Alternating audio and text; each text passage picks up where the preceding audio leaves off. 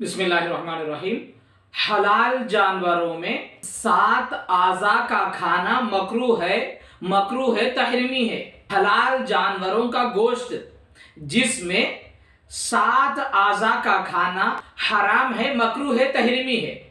ان میں سے نمبر 1 ہے دم مسفوح، نمبر 2 ہے پتا، نمبر 3 ہے غدود، نمبر 4 ہے خصیتین، نمبر 5 ہے مثانہ، نمبر 6 ہے عضو تناسل، نمبر 7 ہے فرج۔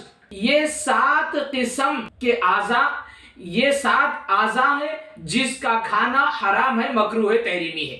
ان کی تفصیل یہ ہے، دم مسفوح یعنی بہتا ہوا خون۔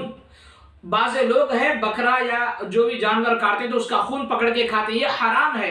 دم مسفوح کہتے ہیں اس کو، بہتا ہوا خون کا کھانا حرام ہے، جس کی حرمت قرآن مجید سے ثابت ہے۔ اور نمبر 2 ہے پتا، یعنی جس کا رنگ ہرا ہوتا ہے، جو کلیجی سے لگا ہوا ہوتا ہے اور جس کے اندر جو جراثیم کا مادہ ہے، بیماریاں سب اس کے اندر ہوتی ہیں، تو لہذا پتا کا کھانا بھی مکروہ ہے اور حرام ہے۔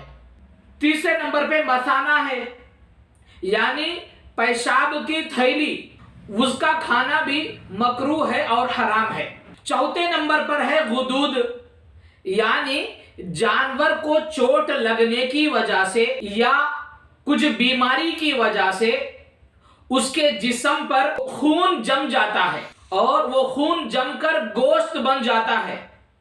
جانور کے گوشت کا زائد حصہ، جس کو گانٹھ بھی کہتے ہیں، اس کا کھانا بھی مکروہ ہے اور حرام ہے۔ نمبر 5 خصیتین ہے، یعنی نر جانور کا شرمگاہ، جس کو فوطے کہتے ہیں، کپورے کہتے ہیں، یہ بھی حرام ہے۔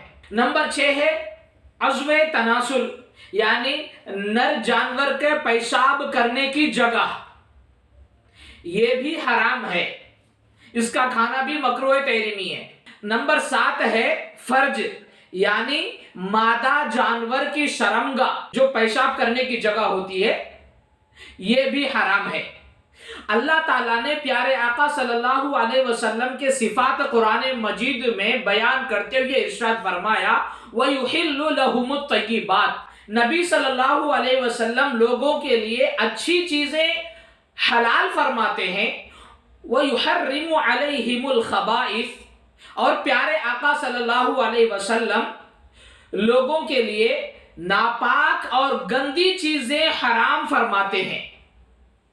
اللہ نے پیارے آقا کے صفات قرآن مجید میں بیان فرمائے۔ پیارے آقا صلی اللہ علیہ وسلم کو یہ 7 چیزیں ناپسند تھی، تو لہذا اس کا کھانا مکروہ ہے، مکروہ تحریمی ہے۔ مسلمانوں کو چاہیے کہ ان 7 چیزوں کے کھانے سے بچیں اور اپنے آپ کو بچائیں اور دوسروں کو بھی یہ باتیں بتائیں، تاکہ کہ ان کا جسم کے اندر حرام جانے سے ان کا جسم محفوظ ہو جائے، کیونکہ جن کے جسموں میں حرام جاتا ہے اور حرام چیزوں سے جسم پلتا ہے تو پھر یہ جسم جنت میں جانے کے قابل اور لائق نہیں، بلکہ یہ جسم جہنم میں جانے کے قابل اور لائق ہو جاتا ہے۔